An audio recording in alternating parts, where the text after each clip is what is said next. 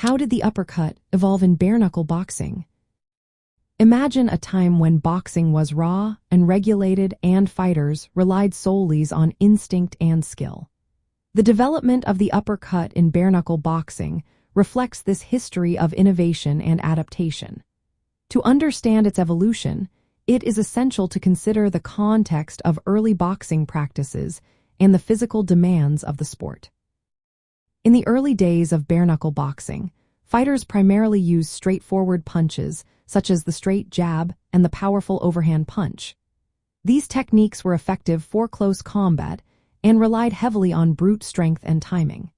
However, as fighters became more skilled and the sport grew in popularity, they began experimenting with new angles and punch combinations to gain an advantage. The uppercut, as a punch, originated from the need to attack opponents who were leaning forward or ducking down. Its development was influenced by the natural motion of lifting the fist from a lowered position to strike upward. Early practitioners noticed that this upward motion could be used to target the chin or jaw when opponents were in close proximity, especially when they were bent forward or crouched. The evolution of the uppercut was also shaped by the limitations of other punches. For instance, the straight punch was less effective at close range when opponents were close to the body, and the overhand punch required precise timing and space. The uppercut filled a gap by allowing fighters to deliver powerful upward blows from a close stance, often catching opponents off guard.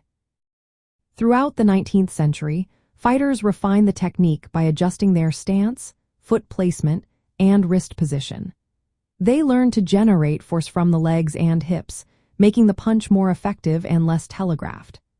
As boxing rules and regulations became more formalized, the uppercut gained prominence as a strategic weapon in both offensive and defensive situations.